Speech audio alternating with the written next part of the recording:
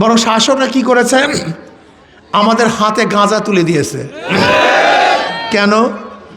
আমি যদি গাঁজা সেবী না হই, আমার মাথা খারাপও হবে না, আর এই গুন্ডার পিছনে আমি হাঁটবো না। আমার হাতে ফেন্সিডিলের বোতল তুলে দিস, নেশাগ্রস্ত করস, আমাকে মদের নেশায় ধরায় দিস।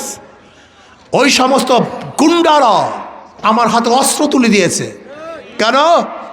আমি অবৈধ অস্ত্র নিয়ে ঘুরবো, কেসে পড়বো, আর ওই গুন্ডা আমাকে ছাড়াবে, জীবন বড় ওর গোলামি করব, ওর গোলামি করবে। কারণ একটা সুস্থ মস্তিষ্কর লোক ওই সমস্ত গুন্ডা পান্ডা চাঁদাবাজদের দল করতে পারে না। যাদের মেজাজ কি আছে ভাই? সুস্থ। যাদের মেজাজ বিকৃত না, তারা গুন্ডা মাদবাস এবং খুনিদের দল করতে পারে না।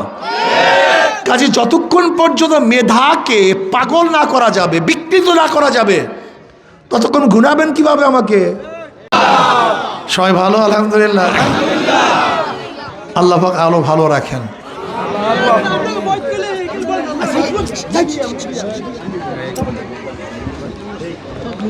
হাত পাখা পূর্তিকের সমর্থনে আজকে উঠান বৈঠকে সম্মানিত সভাপতি, আমার সামনে উপস্থিত ইসলাম প্রিয় দেশপ্রেমিক ভাইয়েরা আমার, বাংলাদেশে নির্বাচন এই নতুন নয়, এর আগেও অনেক নির্বাচন হয়েছে, নাকি ভাই? 70 নির্বাচন হয়েছিল। 70 নির্বাচনে আওয়ামী লীগ একচ্ছত্র সংখ্যাগরিষ্ঠ অর্জন করেছিলেন। পশ্চিম এবং পূর্ব পাকিস্তানের ক্ষমতা অধিষ্ঠ হবেন, কিন্তু পশ্চিম পাকিস্তানের শাসকরা ভোটের মর্যাদা দিতে পারেনি, ক্ষমতা না দিয়ে অস্ত্র চাপিয়ে দিয়েছিল। এদেশের মানুষের কাছে যা কিছু ছিল, খন্তা কুড়াল লাঠি বৈঠা সব নিয়ে ঝাঁপিয়ে পড়ে পরাশক্তির বিরুদ্ধে আমরা দেশটাকে স্বাধীন করেছিলাম। কেন স্বাধীন করেছিলাম? স্লোগান ছিল সাম্য, মানবিক মর্যাদা, সামাজিক ন্যায় বিচার। সাম্য। আমরা মুসলমান, হিন্দু, বৌদ্ধ, খ্রিস্টান, ধনী গরিব সবাই সমান। সাম্য। বাংলাদেশের যে জনগণ, তার অধিকার কি ভাই? সমান। সাম্য। কোনো ভেদাভেদ নেই। কে মুসলমান, কে হিন্দু, কে বৌদ্ধ, কে খ্রিস্টান, কে ইহুদি, বাংলাদেশের প্রত্যেকটা নাগরিকের অধিকার সমান থাকবে। মানবিক মর্যাদা। আশরাফুল মাখলুকাত, সৃষ্টির সর্বজীব, সর্বশ্রেষ্ঠ জীব, সৃষ্টির সর্বশ্রেষ্ঠ জীব মানুষ। এই মানুষ এত দামি, এত দামি, মানুষের হাত যেখানে লাগে সেই জিনিস দামি হয়ে যায়। বিশ্বাস হয় না? এই যে চেয়ারে বসা, এই চেয়ার কিছু ছিল জঙ্গলে, দাম ছিল না, মানুষের হাত লাগছে, দামি হয়ে গেছে। আমার মাথায় টুপি ছিল জঙ্গলে তুলা, মানুষের হাত লাগছে, টুপি হয়ে মাথায় শোভা পাচ্ছে। স্বর্ণ ছিল খনির মধ্যে, মানুষের হাত লাগছে, চোর হয়ে গেছে। মানুষের হাত এত দামি, যেখানে মানুষের হাত লাগবে না সেই জিনিসের দাম নাই। যেমন সোনার খনি, যদি মানুষের হাত না লাগে কোনো দাম নাই। রূপার খনি, মানুষের হাত না লাগলে, কথা বলেন, ডায়মন্ড, হীরক, মানুষের হাত না লাগলে কোনো দাম নাই। নাকি ভুল বললাম ভাই? মানুষের হাত লাগবে তো তৈলের খনির দাম আছে, মানুষের হাত না লাগলে তৈলের খনির দাম নাই। গ্যাসের খনির মধ্যে মানুষের হাত লাগলে দাম, যদি মানুষের হাত না লাগে, মানুষ এত দামি, যেখানে স্পর্শ করবে সেটি দামি হয়ে যায়। এই আশরাফুল মাখলুকাত সবচেয়ে দামি, ঠিক না? কিন্তু আমরা আমাদেরকে দাম দিতে জানি না। আমাদের সমস্যাই কেন? নেতারা আমাদেরকে মূল্যায়ন করে নেই। আমরা কারা, আমাদের পরিচয় আমাদের থেকে গোপন রেখেছে। ওরা জানি না মানুষ কত দামি। আমরা অনেকে গরিব, নিজেকে অনেক গরিব মনে করি। আমি অনেক সময় বক্তৃতা করি, গরিব বাবারা, নিজেকে গরিব বলে নিজেকে নিচু মনে করবেন না। আপনি গরিব হতে পারেন, কিন্তু আপনি মানুষ। বিশ্বাস হয় না? আম্বেদকর ভারতের সংবিধান রচয়িতা, যিনি সংবিধান লিখেছেন, সে আম্বেদকর চেনেন? সে কে? যাকে গোটা ভারতবাসী বলে বাবাজি আম্বেদকর, তিনি হলেন হিন্দুদের মধ্যে একেবারে দলিত নিচু বংশের লোক। ব্রাহ্মণরা তাকে নিয়ে খানা খেত না, কিন্তু আল্লাহ মেধা দিছে, গোটা ভারতের মানুষ তাকে বাবাজি আম্বেদকর বলে। আব্দুল কালাম আজাদ ভারতের প্রেসিডেন্ট, তার বাবা খেয়া দিতেন, খেয়ার মাঝি, কিন্তু আল্লাহ ব্রেন দিচ্ছেন, ভারতের প্রেসিডেন্ট আণবিক বোমার প্রবক্তা হয়ে গেছে। আপনি কি জানেন আমাদের দেশে এস.কে. সিনহা, যিনি এদেশের প্রধান বিচারপতি ছিলেন, তিনি হলো সিলেটের যারা চা তুলে সেই বংশের লোক। শাহাবুদ্দিন সাহেব আমাদের, যিনি আমাদের দেশের প্রধান বিচারপতি তত্ত্বাবধায়ক সরকার প্রধান ছিলেন, তিনার বাবা পাখি মারতেন, বিক্রি করতেন, শিকারী ছিলেন, কিন্তু আল্লাহ ব্রেন দিছে, এদেশের প্রধান বিচারপতি হয়ে গেছেন, তত্ত্বাবধায়ক সরকারের প্রধান হয়েছিলেন। আপনি গরিব হতে পারেন, কিন্তু আপনার মেধা তো আল্লাহ প্রদত্ত, এটা দামি জিনিস। কিন্তু আমাদেরকে মেধা খাটাবার কোনো স্পেস আমাদের জন্য শাসকরা করেনি, বরং শাসকরা কি করেছে, আমাদের হাতে গাঁজা তুলে দিয়েছে। কেন? আমি যদি গাঁজা সেবী না হই, আমার মাথা খারাপও হবে না, আর এই গুন্ডার পিছনে আমি হাঁটবো না। আমার হাতে ফেন্সিডিলের বোতল তুলে দিস, নেশাগ্রস্ত করস, আমাকে মদের নেশায় ধরায় দিস। ওই সমস্ত গুন্ডারা আমার হাতে অস্ত্র তুলে দিয়েছে। কেন? আমি অবৈধ অস্ত্র নিয়ে ঘুরবো, কেসে পড়বো, আর ওই গুন্ডা আমাকে ছাড়াবে, জীবন বড় ওর গোলামি করব, ওর গোলামি করবে। কারণ একটা সুস্থ মস্তিষ্ক লোক ওই সমস্ত গুন্ডা পান্ডা চাঁদাবাজদের দল করতে পারে না। যাদের মেজাজ কি আছে ভাই? সুস্থ। যাদের মেজাজ বিকৃত না, তারা গুন্ডা মাদবাস এবং খুনিদের দল করতে পারে না। কাজে যতক্ষণ পর্যন্ত মেধাকে পাগল না করা যাবে, বিকৃত না করা যাবে, ততক্ষণ ঘুরাবেন কিভাবে আমাকে? বাংলা কথা বুঝেন না? একটা উদাহরণ দেই। আচ্ছা বলেন তো, এ দেশটা স্বাধীন হয়েছে ৭১-এ। কত?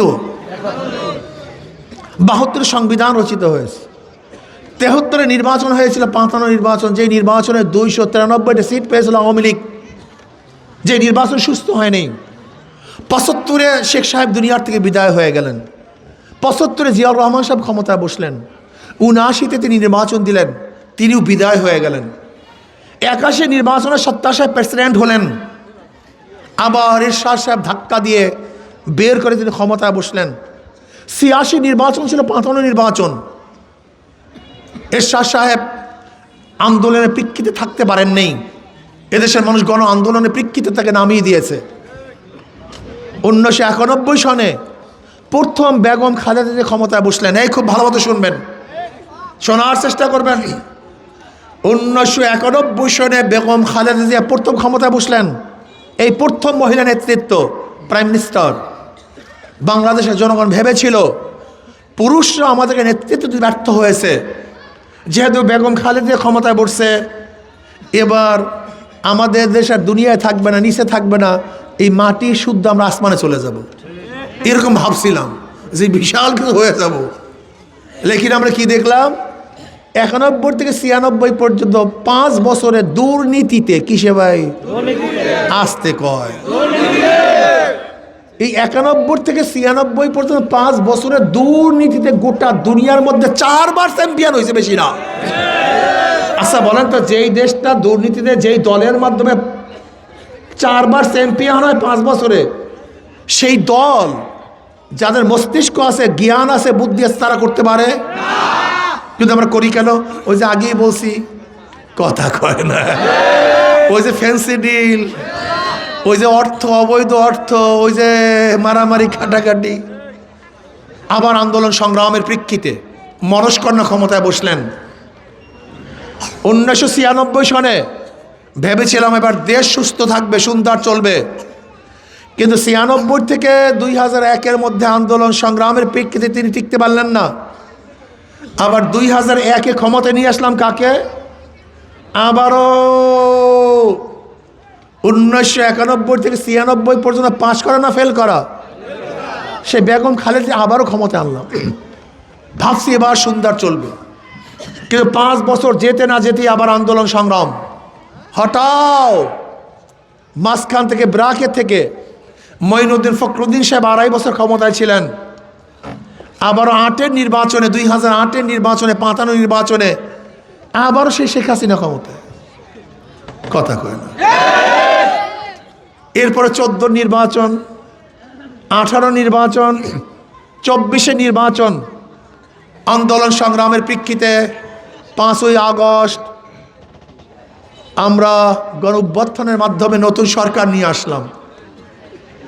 ভেবেছিলাম কি ভাই, এবার চাঁদা থাকবে না, গুন্ডামি, মাস্তানি, খুন, ধর্ষণ, আমরা সবাই বৈষম্যহীন হয়ে যাব, সমান হয়ে যাব। কিন্তু আমরা কি দেখলাম, 5ই আগস্টের পরে আবারও চাঁদাবাজি। কেমন চাঁদাবাজি জানেন? এই ভোলায় তজুমুদ্দিনে চাঁদা চাইছে, চাঁদা না দেওয়ার কারণে স্বামীকে বেঁধে রেখে স্বামীর সামনে স্ত্রীকে গণধর্ষণ করা হয়েছে এই ভোলায়, এই ভোলায় চাঁদা না দেওয়ার কারণে।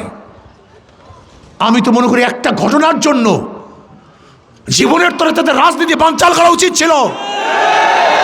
কিন্তু ওই যে আগেই বললাম গাঁজাখোর, ওই বিকৃত মস্তিষ্ক, বগুড়ায় একটা মেয়ের বিবাহ প্রস্তাব দেওয়া হয়েছিল, আমি তোমাকে বিবাহ করতে চাই।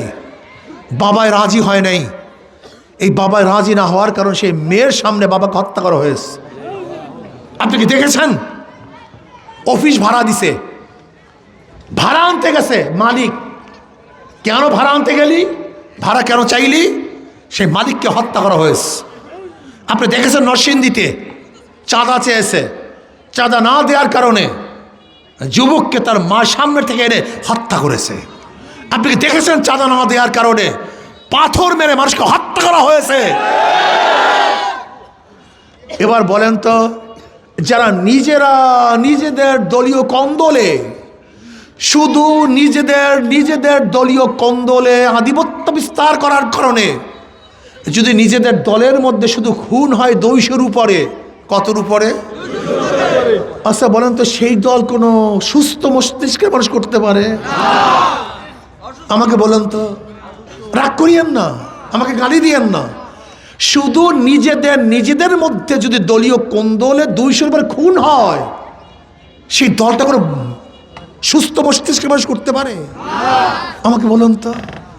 যেখানে ক্ষমতায় যায় নাই, ক্ষমতায় কথা কয় না, যাওয়ার আগেই যদি তাদের চরিত্র এই হয়, ভয় আছে পাবলিক, ভোট দেয় কি দেয় না, এই ভয় আছে। ভয় থাকা সত্ত্বেও যদি ক্ষমতায় না যাওয়া সত্ত্বেও যদি তাদের অবস্থা এই হয়, যদি ক্ষমতায় চলে যায়, আরে মানুষ, আমি জানি না মানুষের অবস্থাটা কি। মানুষ নিজের ঘাড়ের মধ্যে, গলার মধ্যে নিজে কেন ছুরি চালায়? মানুষ এত কেন নিজের ছুরি দিয়ে নিজের গলা কাটে কোনো মানুষ? আমার যুবক বাবারা, আমার মুরব্বী বাবারা, ভালো মতো শুনেন। যে ব্যক্তি চোর, সে মায়ের নাকে সোনাও চুরি করে। যে জালেম, সে বাবার সাথে জুলুম করে, মার সাথে জুলুম করে, স্ত্রীর সাথে জুলুম করে, সন্তানের সাথে জুলুম করে। কিন্তু যে চোর না, শত্রুর অর্থ চুরি করতে পারে না, কারণ অভ্যাস নেই। যে জালেম না, সে শত্রুর সাথে জুলুম করতে পারে না। কেন? ধরে নেন আমাকে যদি আপনি নির্বাচিত করেন আর আমার সামনে হাজার হাজার কোটি টাকা পড়ে থাকে, আমি চুরি করতে পারবো? কেন পারবো না বলো তো? জোরে বলো। অভ্যাস নাই তো। পারবো কিভাবে? পারবো, অভ্যাস নাই তো, পারবো না তো। আচ্ছা বলেন তো, আমি যদি নির্বাচিত হই, আল্লাহ যদি করেন, আমি কিন্তু হিন্দু মেয়ের সাথে ইফটিজিং করতে পারবো? কেন পারবো না? অভ্যাস নেই। আচ্ছা বলেন তো, আমি যদি নির্বাচিত হই, আমি কিন্তু হিন্দু দোকানদারে গিয়ে চাঁদা তুলতে পারবো? ওই কেন পারবো না? অভ্যাস নাই তো। ধরে না, আমি যদি নির্বাচিত হই, আমি কোনো হিন্দুর উপরে অবৈধভাবে জুলুম করতে পারবো? কেন? অভ্যাস নেই, অভ্যাস নেই, পারবো না তো। যদি আমি নির্বাচিত হই, আমি কি কোনো মানুষের বিরুদ্ধে মিথ্যা মামলা ঠুকতে পারবো? কেন? অভ্যাস নেই। আর যাদের অভ্যাস মামলা, যাদের অভ্যাস চাঁদাবাজি, যাদের অভ্যাস ধর্ষণ, খুন, কয়লা 1000 বার ধুবেন ময়লা যাবে না। যদি মনে করেন আমিও চাঁদাবাজি করব, জুলুম করব, অত্যাচার করব, অবিচার করব, তাহলে আমার মতো একজন জালেমকে ক্ষমতায় বসানো ঠিক না। আপনি বুঝে শুনে বিবেক দিয়ে একটা চাঁদাবাজ, একটা গুন্ডাকে কেন ক্ষমতায় বসাবেন? আমি যে সেই গুন্ডা হই, কেন ক্ষমতায় বসাবেন? আর যদি মনে করেন আমি গুন্ডামি করব না, অত্যাচার অবিচার করব না, লুটপাট করব না, হিন্দুদেরকে নিরাপত্তা দেব, প্রত্যেকটা মানুষকে নিরাপত্তা দেব, প্রত্যেকটা মানুষের জান মালের নিরাপত্তা দেব, তাহলে আমি মনে করি দায়িত্ব শুধু আমার নেই, দায়িত্ব আমাদের সবার। আচ্ছা বলেন, জান মালের নিরাপত্তা দেওয়ার দায়িত্ব কি আমার না আমাদের সবার? প্রত্যেকটা মানুষের ইজ্জত রক্ষা করার দায়িত্ব আমার না আমাদের সবার?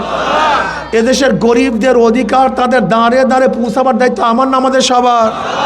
আচ্ছা হিন্দুরা যেন তাদের পূজা আশ্রা ঠিক মতো করতে পারে, দায়িত্ব আমার না আমাদের সবার? এদেশের টাকা বিদেশে লুটপাট না হোক, পাচার না হোক, এই দায়িত্ব আমার না আমাদের সবার? তার মানে এই কাজটা আমার না, এই কাজটা আমাদের সবার। কিন্তু আমারও যদি টেনশন, আমার চেয়ে আপনাদের টেনশন বেশি হওয়া উচিত। কলে কেন? দেখেন 2-1 ডজন এমপিকে আল্লাহ পাক যে সম্মান ইজ্জত দিয়েছে তার চেয়ে মোটেও আল্লাহ কম দেয়নি। খেয়ে পরে ভালো থাকার জন্য যে অর্থের প্রয়োজন আল্লাহ পাক যথেষ্ট পরিমাণ দিয়েছেন, কিন্তু বলতে পারো তারপরে এখানে আসছেন কেন? এইটাই হলো মূল প্রশ্ন। সম্মানের জন্য আসি নাই রে পাগল, অর্থের জন্য আসি নাই। কেন আসছি শোনেন, আমি এই ডায়াসে যদি 100 বছর বক্তৃতা করি সেটা আইন হবে না, কিন্তু সংসদে 5 মিনিট কথা বললে আইন হয়ে যাবে। বাংলা কথা বুঝেন নাই? আমি এখানে 1000 বছর কথা বললেও গরিব দুঃখী মেহনত মানুষের অধিকারকে ফিরিয়ে দেওয়া যাবে না, কিন্তু সংসদে 5 মিনিট কথা বলে তাদের অধিকারকে ফিরিয়ে দেওয়া যাবে। আমি এখানে 1000 বছর কথা বলে কোরআন সুন্নাহর আইন বিল পাস হবে না, কিন্তু সেখানে কথা বললে আইন পাস হয়ে যাবে। তার মানে এই স্টেজ আর সংসদের স্টেজ এক স্টেজ নয়, এই চেয়ার আর সংসদের চেয়ার এক চেয়ার নয়, এই অধিবেশন আর সংসদের অধিবেশন। এই জন্য আমি আমার জন্য যেতে চাই না, আপনাদের জন্য যেতে চাই, আপনাদের সেবার জন্য যেতে চাই। আমি দেশটাকে রক্ষা করতে চাই। এই জুলুম নির্যাতন আর সহ্য হয় না, এই ডাকাতদের থেকে দেশটাকে বাঁচাতে চাই। এর জন্য আপনাদের সহযোগিতার প্রয়োজন আছে কি নাই? যদি আমার কথাগুলি আপনাদের কাছে বিশ্বাস হয়, যদি বিশ্বাস হয়, আমি আশা করব ইনশাআল্লাহ, আমি আশা করব এই ইউনিয়ন থেকে, এই চরাদি ইউনিয়ন থেকে হাত পাখা কাস্টিং ভোটের 80% ভোট পাই ইনশাআল্লাহ। এবার ইনশাআল্লাহ আসতে কেন ঘটনাকে বলতাম না কেন? আমি আশা করি কাস্টিং ভোটে 80% ভোট দেওয়া উচিত। না দেওয়ার কোনো যুক্তি নেই, দেওয়ার হাজারো যুক্তি আছে। ইনশাআল্লাহ আমার হিন্দু বন্ধুরা যারা আছেন নিশ্চিত থাকেন, ওয়াদা দিলাম যদি আল্লাহ পাক আমাকে কবুল করেন, এই আমার সমস্ত হিন্দু বাবার এই পাখা নিয়ে আসছে, ওটাও তুমি পাখা নিয়ে দাঁড়াও, তোমরা এসব আমার হিন্দু বাবার পাখা নিয়ে। তোমার নাম কি? হ্যাঁ, আমার বিশ্বজিৎ। তোমার নাম কি? পিয়ল। তোমার নাম কি? শান্ত। তোমার নাম কি? তোমার নাম কি? হ্যাঁ, সুজন। উজ্জ্বল। দুর্জয়। এই যে দেখেন ওরা আসছে, এই আমার এই বাচ্চা, মাসুম বাচ্চা, ওরা হাত পাখা নিয়ে আসছে কিসের জন্য বলেন তো? ওরা শান্তি পাওয়ার জন্য। ওদের আস্থা আছে হুজুর আমাদেরকে শান্তি দিবে, নিরাপত্তা দিবে। এই আস্থা ওদের মধ্যে আছে যে হুজুর জুলুম করবে না, অত্যাচার করবে না, অবিচার করবে না, হুজুর আমাদের টাকা আত্মসাৎ করবে না, এই আস্থা ওদের মধ্যে আছে। এর জন্য ছেলেদের মধ্যে হাসি, ওদের চেহারার অবস্থা দেখেন। আর আমি মাথায় টুপি দিয়ে, এই লম্বা জামা গায়ে দিয়ে, দাড়ি রেখে ওদেরকে ধোঁকাবাজি করব? হ্যাঁ, না, এটা হতে পারে না, এটা কোনোদিন হবে না ইনশাআল্লাহ। আজকে ওদের মুখে যে হাসি, যদি আল্লাহ পাক আমাকে বিজয় করে, এর সে হাসি অনেক বৃদ্ধি পাবে, কমবে না ইনশাআল্লাহ। এই হাসি কমবে না, হাসি বাড়তে থাকবে ইনশাআল্লাহ। আমার বিশ্বাস আমি পারবো। যে খেলোয়াড় নিজের উপর কনফিডেন্স নাই সে খেলতে পারে না, যে পরীক্ষার্থী নিজের কনফিডেন্স নাই যে ভালো রেজাল্ট করতে পারে না। আমি আমার কনফিডেন্স রাখি ইনশাআল্লাহ, যে আল্লাহ পাক আমাকে কবুল করেন। বিগত শাসকরা, এমপিরা যা করেছেন, আল্লাহ আমাকে কবুল করলে তার চেয়ে অনেক বেশি ভালো কিছু করতে পারবে ইনশাআল্লাহ। কাজী ইনশাআল্লাহ আসুন, যেই জোয়ার দেখতেছি, আল্লাহ মাশাআল্লাহ। এই মার্কাটা কি আছে? এই মুসলিম হিন্দুর মার্কা কি আছে? কোন সে মার্কা? আরো জোরে, সবার মার্কা। আল্লাহ আমাদের সবাইকে কবুল করে নেন। অসংখ্য ধন্যবাদ, শুকরিয়া, আল্লাহুম্মা আমিন।